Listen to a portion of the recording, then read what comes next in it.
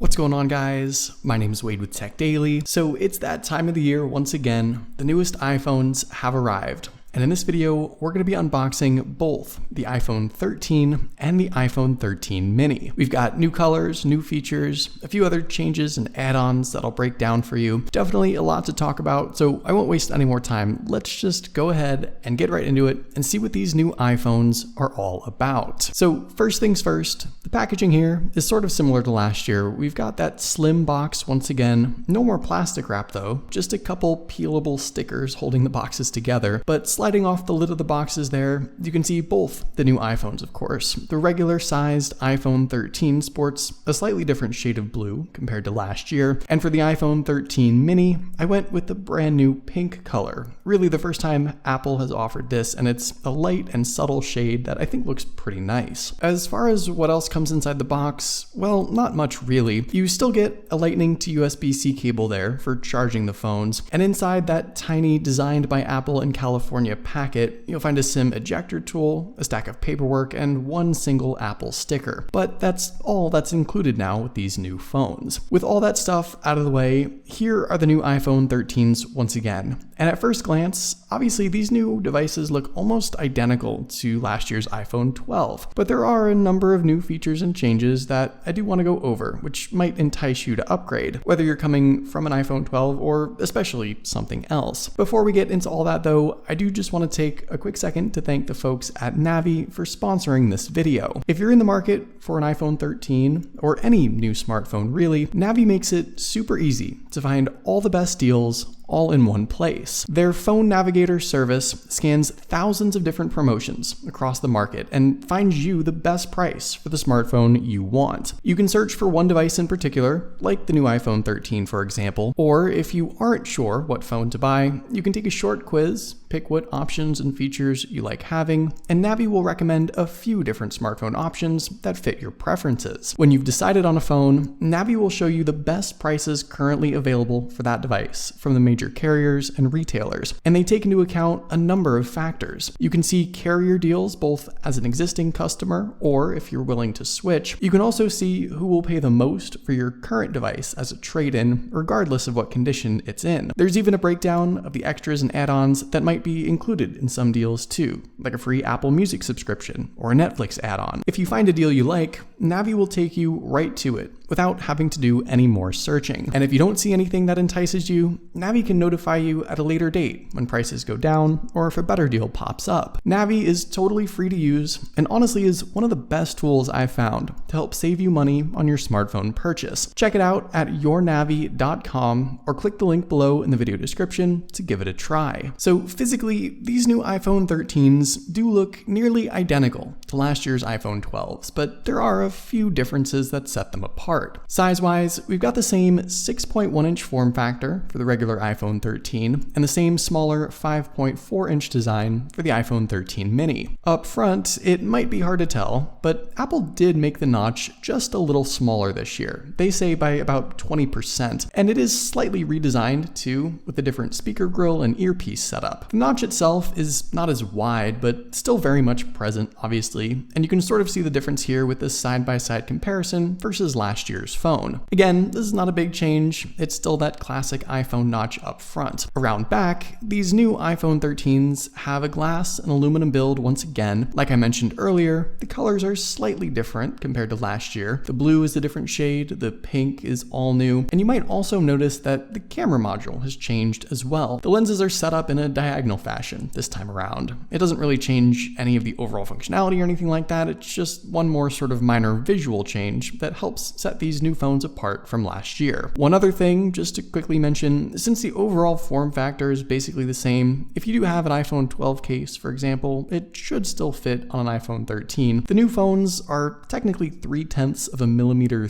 thicker and a few grams heavier too, but that shouldn't really be an issue for a majority of the cases and accessories you might already have. And just taking a look around at everything else, all the other physical aspects are once again the same. The left side still has your volume buttons and silent switch with a SIM card tray towards the bottom as well. The right side has the same old power button as before and a 5G antenna beneath that. Down below, you'll see an identical speaker, microphone, and lightning port setup. There's once again that secondary speaker in the earpiece earpiece for stereo sound, and that's clustered in that notch with the selfie camera and all those Face ID sensors as well. Overall, the new iPhone 13 and iPhone 13 mini are pretty close to the same fit, finish, and form factor as last year. So let's talk about what's changed and what's new with these new iPhone 13s, and that starts with the display. While we still have Apple's Super Retina XDR OLED panels here, Apple says that they've cranked up the brightness quite a bit, by about 28%. These phones will now reach 800 nits versus about 625 on last year's phones, and that should allow for a better viewing experience, both indoors and especially outdoors. And just at first glance here, I can absolutely tell that these screens do get brighter than before, and I'm really interested to see how they'll fare for me in the Las Vegas sunlight. Beyond that brightness boost, the rest of the specs here are the same for the displays. You get a 2532 by 1170 resolution on the iPhone 13, 2430 by 1080 on the 13 mini. They're once again covered by Apple's proprietary ceramic shield glass. And one last important thing to note, these regular iPhone 13s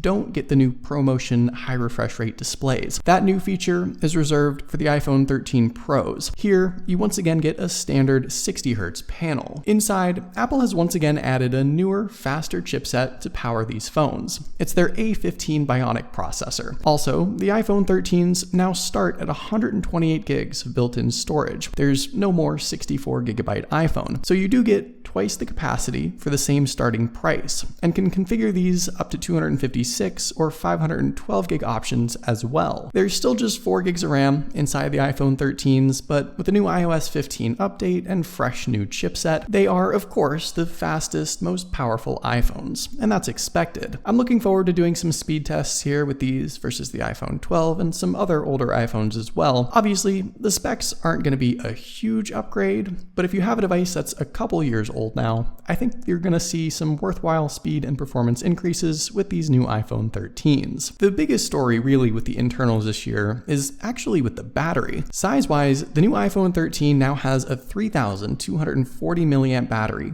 compared to a 2,815 milliamp in last year. And the iPhone 13 mini jumps up to 2,438 milliamps versus 2,227 in last year's phone. This increase is going to add about an hour and a half to 2.5 more hours of life to these new phones, which is great. And for the iPhone 13 mini in particular, I know that's a welcome change, because last year's iPhone 12 mini did suffer from less than ideal battery life. Honestly, I think out of everything this year, it is the increase in battery life that I'm most interested in, and I'm hopeful that these new iPhones will be noticeably longer lasting, and I'm excited to put that to the test. Finally, in regards to the cameras, Apple once again has put a ton of effort into improving the picture and video quality on these new iPhone 13s, and while the hardware specs don't necessarily indicate any big changes, I think you will find some worthwhile improvements in real-world shooting. Around back, the dual lens setup is seemingly the same 12 megapixel main lens and 12 megapixel ultra-wide as before, but the sensors are now the biggest ever offered in an iPhone camera, which Apple says should let in some 47% more light in every shot. Also, Apple added the sensor shift optical image stabilization from the iPhone 12 Pros to these iPhone 13s, so videos now should look smoother as well. And the ultra-wide lens in general should offer brighter, sharper, more detailed shots this year, especially in dark scenes. There's also new photographic profiles which allow you to add a certain look to your pictures. Apple insists these aren't just filters, but it's a similar idea. And for video, Apple has also added cinematic mode, basically a portrait mode for video, which can also automatically adjust focus based on the subjects of a scene. The selfie camera also looks to be about the same 12 megapixel shooter as before, but again, I'll be doing some side-by-side comparisons to see if maybe some more improvements were made here. And I look forward to putting these cameras to the test and comparing them to last year's setup to really see how the results stack up. All in all, I think you'll find that, like always, these new iPhone 13s are going to take better pictures and videos compared to last year, especially in less than ideal low light conditions. And if pictures and video are what you're most interested in, that's likely where you'll see some of the biggest and most worthwhile changes. Just keep in mind that, like last year, there are a number of other advanced camera modes and features that are still reserved for the iPhone 13 Pro models. So obviously, I think you can tell that the new iPhone 13s are more of an incremental upgrade over last year. You'll get a brighter display, better battery life, and improved camera capabilities, which depending on your usage might be worthwhile, but I think these iPhone 13s are more for folks who maybe have an iPhone 11, or perhaps something even older. If that's the case, you'll definitely find these to be solid upgrades. But what do you guys think about these new iPhone 13s? Are you thinking about upgrading? Let me know in the comments down below. I'd love to know your thoughts, of course. Hopefully you guys did enjoy this video though. Be sure to follow Tech Daily on Twitter and subscribe to the Tech Daily YouTube channel if you haven't already, and I'll see you guys later.